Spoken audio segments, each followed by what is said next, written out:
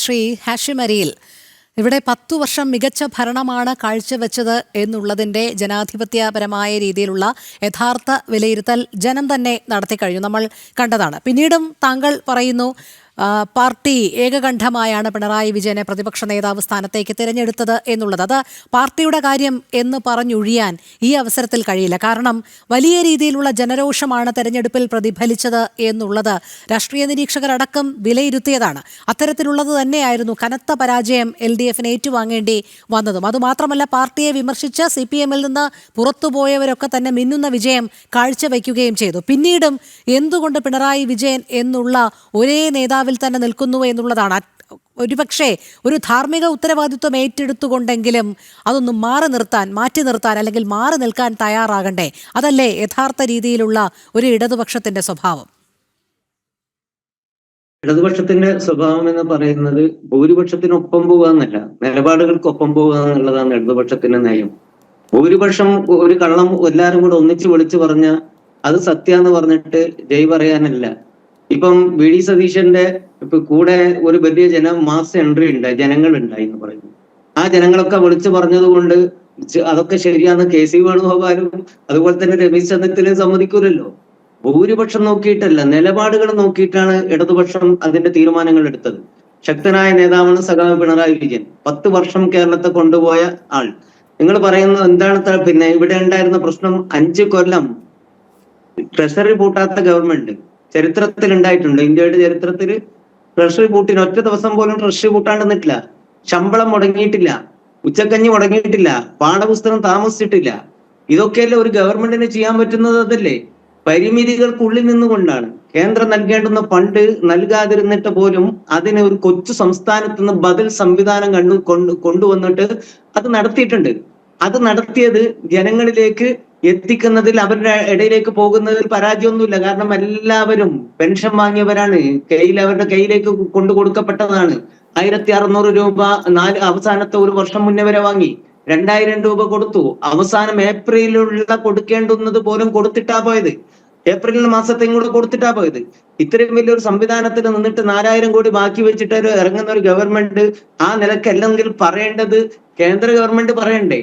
കേന്ദ്രം തന്നെ വിലയിരുത്തലിന്റെ അടിസ്ഥാനത്തിൽ ഇന്ന് പിന്നെ സംസ്ഥാനത്തിന്റെ റാങ്ക് എന്താണ്? വിദ്യാഭ്യാസ രംഗത്ത് ഇന്നലെ പറഞ്ഞത് വിദ്യാഭ്യാസ രംഗത്ത് സെക്കൻഡ് ലെവലിലേക്ക് വന്നിട്ടുണ്ട്. പിന്നെ പരീക്ഷകളുടെയും മറ്റു അടിസ്ഥാനത്തിൽ വിലയിരുത്തുന്നത് കേന്ദ്ര ഗവൺമെന്റാണ്. കേന്ദ്രം ഭരിക്കുന്ന ആരാണ്? ഇടതുപക്ഷം ഒന്നുമല്ലല്ലോ. പിന്നെ സഖാവ് പിണറായി വിജയനെ നേതൃത്വത്തിലേക്ക് തെരഞ്ഞെടുത്തത്. ഇന്ന് കരുത്തുള്ള 10 വർഷം ഭരിച്ചിട്ടും ഒരഴിമതി പോലും, ഞങ്ങൾ ഇപ്പം വ്യക്തമായിട്ട് പറയുന്നു, ആണത്തമുണ്ടെങ്കിൽ തെളിയിക്കട്ടെ. അധികാരം കയ്യിലേക്ക് ജനങ്ങൾ വെച്ചു കൊടുത്തിട്ടുണ്ടല്ലോ. ആണത്തമുണ്ടെങ്കിൽ തെളിയിക്കട്ടെ. ഒരഴിമതിയുടെ കറ പോലും ഇല്ലാതെ അധികാരത്തിലേക്ക് വന്നിട്ടുണ്ട്. അതേ സ്ഥാനത്ത് നിങ്ങൾ നോക്കുക, ഈ തട്ടിക്കൂട്ട് മുന്നണി ഇങ്ങോട്ട് വന്നു കഴിഞ്ഞാൽ ആരൊക്കെയാണ് മന്ത്രിമാർ എന്ന് പറയുന്നത് കേൾക്കുമ്പോൾ തന്നെ രസമുണ്ട്. പാലാരിവട്ടം പാലത്തിന്റെ പത്തിരി പൊടിയൊക്കെ വീണ്ടും അതിന്റെ പൊടിയൊക്കെ ഇങ്ങോട്ട് നുറുങ്ങി വരാൻ പോകുന്നു എന്നാ പറയുന്നത്.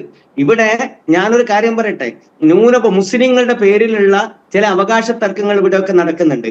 ജനം പോലെയുള്ള ഇതിൽ ചർച്ച ചെയ്യുന്നത്, അതുപോലെ തന്നെ ഭാരതീയ ജനതാ പാർട്ടിയൊക്കെ അത് മതന്യൂനപക്ഷങ്ങളുടെ മേലിൽ കെട്ടിയേൽപ്പിക്കാനുള്ള ശ്രമം നടത്തുന്നുണ്ട്, വർഗീയ ധ്രുവീകരണത്തിന്. അതിന് UDF വലിയ വില കൊടുക്കേണ്ടി വരും കേരളത്തിന്റെ മണ്ണിൽ. അവരിപ്പം പിന്നെ കിട്ടുന്ന മന്ത്രിമാരൊക്കെ ആളുകൾ വിചാരിക്കുന്ന അവരൊന്നും ആത്മീയമായിട്ടും മറ്റൊന്നുള്ള നിലക്കൊന്നല്ല പോകുന്നത്. ഏതാണ് കൂടുതൽ കൈയിട്ട് വാരാൻ കഴിയുന്നത് അതിനുള്ള അവകാശ തർക്കത്തിലാണ് അവരുള്ളത്. 4 മന്ത്രിമാരോ 5 മന്ത്രിമാരോ അതും ഒരു രസമാണ്. കഴിഞ്ഞ പ്രാവശ്യം തർക്കിച്ചു വാങ്ങിയിരിക്കുന്ന 5ാം മന്ത്രി എന്നുള്ളത് അന്ന് ആളുകൾ വിചാരിച്ച താൽക്കാലികമായതെന്ന. അന്ന് കിട്ടിയിരിക്കുന്ന 5ന്റെ അവകാശത്തിലാണ് ഇപ്പൊ 5 ചോദിച്ചുകൊണ്ടിരിക്കുന്നത്. ഈ 5ഉം സമുദായത്തിന്റെ പേരിലൊന്നല്ല. ഇവർ ഇതിന്റെ പേരിൽ 60% വരുന്ന ഗവൺമെന്റിന്റെ റവന്യൂ വരുമാനത്തിന്റെ 60% വിനിയോഗിക്കപ്പെടുന്ന വകുപ്പുകളാണ് ഇവർ വാങ്ങിയിരിക്കുന്നത്. ആ വകുപ്പുകൾ വാങ്ങിയിട്ട് ആരിലേക്കാണ് പോകുന്നത്? കഴിഞ്ഞ പ്രാവശ്യം സൂപ്പി മന്ത്രിയായപ്പോഴും അബ്ദുറബ്ബ് മന്ത്രിയായപ്പോഴും ബഷീർ മന്ത്രിയായപ്പോഴൊക്കെ അനുവദിക്കപ്പെട്ടിരിക്കുന്ന സ്കൂളുകളുണ്ട്. ആ സ്കൂളുകളൊക്കെ സമുദായത്തിന് അനുവദിക്കപ്പെട്ടെന്നാ പറയുന്നത്. വലിയ വലിയ മുതലാളിമാരുടെ കീശയിലേക്ക് പണം വരുന്ന ഉപാധിയായിട്ടാണ് അത് മാറിയിരിക്കുന്നത്. അത് സമുദായത്തിന് ഗുണമുള്ള കാര്യങ്ങളൊന്നുമല്ല. അവര് പറയാ ഇത് സമുദായത്തിനാ. വീണ്ടും അതേപോലെ നിയമിക്കാനുള്ള ശ്രമമാണ് നടക്കുന്നത്. അദ്ദേഹത്തിന്റെ ചെരുപ്പിന്റെ വാറയിക്കാൻ ഞാൻ യോഗ്യനല്ല എന്ന് പറഞ്ഞ ഇബ്രാഹിം കുഞ്ഞിന്റെ മകനാണത്രേ 5ാം മന്ത്രിസ്ഥാനം കിട്ടുന്നുണ്ടെങ്കിൽ പരിഗണിക്കാൻ നിൽക്കുന്നതിൽ ഒരാള്. അവിടെ പി കെ ബഷീറിനെ പോലെയുള്ള സീതി ഹാജിയുടെ പാരമ്പര്യമായിട്ട് അദ്ദേഹമൊക്കെ പിന്നെ ഈ നിലമ്പൂർ വനത്തിൽ നിന്ന് കാട് പിന്നെ വിറക് വെട്ടി അല്ലെങ്കിൽ മരം മുറിച്ച് തെരപ്പം കുത്തിയിട്ട്, അതായത് പാണ്ടി കെട്ടിയിട്ട് ബേപ്പൂരേക്കും മറ്റും കൊണ്ടുവന്നിട്ട് ജീവിച്ചിരുന്ന ഒരു മനുഷ്യന് അദ്ദേഹത്തിന്റെ വരുമാനത്തിന്റെ വലിയൊരു ഭാഗം ചന്ദ്രിക പോലെയുള്ള പത്രങ്ങൾ നിലനിർത്തുന്നതിന് വേണ്ടി സംഭാവന ചെയ്ത മനുഷ്യനാ. അദ്ദേഹത്തിന്റെ പുത്രന് ഈ ഇത്ര കാലം സീനിയോറിറ്റി ഉള്ള അദ്ദേഹത്തെ പോലും പരിഗണിക്കപ്പെടുന്നില്ല എന്നാണ് കേൾക്കുന്നത്.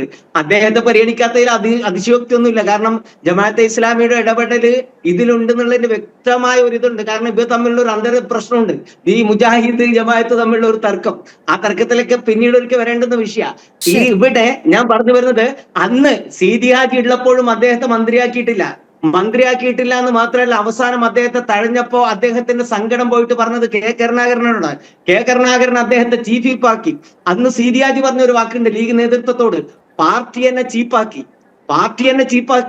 ലീഡർ എന്നെ ചീഫാക്കി എന്ന് പറഞ്ഞിട്ട് സങ്കടത്തോടു കൂടി സീതി ഹാജി പറഞ്ഞിട്ടുണ്ട്. ആ സീതി ഹാജിയുടെ പുത്രൻ പോലും, സീനിയോറിറ്റിയുള്ള നേതാവ് പോലും പുറത്തു നിൽക്കുമ്പോഴാണ് തനിക്ക് അനുസൃതമായിട്ട് ശബ്ദിക്കുന്ന ആളുകളെ കുഞ്ഞാപ്പമാർ വലിയാപ്പമാരാക്കി കൊണ്ടുവരുന്നത് ഈ സമുദായത്തിന് മുന്നിലേക്ക്. ഈ മന്ത്രിസഭ വെച്ചുകൊണ്ടാണ് ഞങ്ങൾ ഈ കേരളത്തെ അങ്ങ് അടിമുടി മാറ്റുമെന്ന് പറയുന്നത്. തീർച്ചയായിട്ടും വർഗീയവൽക്കരിക്കപ്പെടുന്ന അഴിമതി മുക്തമായ ഒരു ഭരണത്തിനുള്ള അവസരം ഉണ്ടാക്കുന്നത്. എന്തിനാണ് ഒരു സീനിയർ നേതാവ് അദ്ദേഹം പറഞ്ഞ എനിക്ക് ആഭ്യന്തരം തന്നെ വേണം, എന്തേ വേറെ വകുപ്പ് അദ്ദേഹത്തിന് കൈകാര്യം ചെയ്യാൻ പറ്റാത്തത്? കൈയിട്ട് കൂടുതൽ മധുരമുള്ളത് ശർക്കര എഴുന്ന വാരി എടുക്കാൻ പറ്റുന്നത്, അതിനുള്ള തർക്കമാണ് ഇപ്പോഴും നടക്കുന്നത്. നിയാസ് പറയും ഞങ്ങൾ തീരുമാനിച്ചത് കുറഞ്ഞ സമയം കൊണ്ടാണ്. കുറഞ്ഞ സമയം കഴിഞ്ഞ 4-ാം തീയതി തുടങ്ങിയ ചർച്ചയാണ്. ആ 4-ാം തീയതി തുടങ്ങിയ ചർച്ച ഇന്നും അവസാനിച്ചിട്ടില്ല. തിങ്കളാഴ്ച നിങ്ങൾ സത്യപ്രതിജ്ഞ ചെയ്യുമ്പോഴും കേരളത്തിനറിയാം, സമൂഹത്തിനറിയാം, പരസ്പര ഐക്യവും ധാരണയും ഇല്ലാത്ത ഒരു സംവിധാനം. ആ സംവിധാനം മുന്നോട്ട് പോകും, അവർ തമ്മിലടിക്കും. എന്നിട്ട് അവർ പറയും ഇത് ജനാധിപത്യ പാർട്ടിയാ. എന്നിട്ടോ ഒരു നേതാവിനെ അംഗീകരിച്ചുകൊണ്ട് അച്ചടക്കത്തോടുകൂടി അവരുടെ ചർച്ചകൾ പാർട്ടിയുടെ ഉള്ളിലും ആ സംഘടനകളുടെ ഉള്ളിലും മുന്നണിയുടെ ഉള്ളിലും ചർച്ച ചെയ്ത് ജനങ്ങളെ വിഷമിപ്പിക്കാത്ത ഒരു സമൂഹത്തെ നോക്കിയിട്ട് അവർ പറയും അവർ ഏകാധിപതികളാണെന്ന് പറയും. ഈ ഏകാധിപതികളാണെന്ന് പറയുന്നവർ രഹിതനായ ഒരു സമൂഹത്തെയാണ് മുന്നോട്ട് കൊണ്ടുപോകാൻ പോകുന്നത്. ഒരു തേരിന് 7 കുതിരയെ കെട്ടിയ ശക്തമായ തേരാണ് നമ്മുടെ സങ്കല്പത്തിന്. അതുകൊണ്ടാണല്ലോ കുഞ്ഞികൃഷ്ണനും ടി കെ ഗോവിന്ദനും ജി സുധാകരനും ഒക്കെ കൃത്യമായി തന്നെ കാര്യങ്ങൾ അവതരിപ്പിച്ചത് ശ്രീ ഹാഷിം അരിയിൽ. അതുമാത്രമല്ല, താങ്കൾ നേരത്തെ പറഞ്ഞു UDF-ന്റെ വർഗീയ കൂട്ടുകെട്ട്, LDF കൃത്യമായി SDPI-യും വെൽഫെയർ പാർട്ടിയും ഒക്കെ ചേർത്ത് നിർത്തിയതും നമ്മൾ കണ്ടതാണ് തെരഞ്ഞെടുപ്പ് വേളയിൽ. ചേർത്ത് നിൽക്കില്ല. ഞങ്ങളുടെ ഒരു പ്രകടനത്തിൽ അവരെ കൂട്ടിയിട്ട് നിങ്ങൾ വന്ന് പറഞ്ഞിട്ടില്ല, ഞങ്ങളെ ജയിപ്പിക്കണം എന്ന് അവർ പറഞ്ഞിട്ടില്ല. അവർ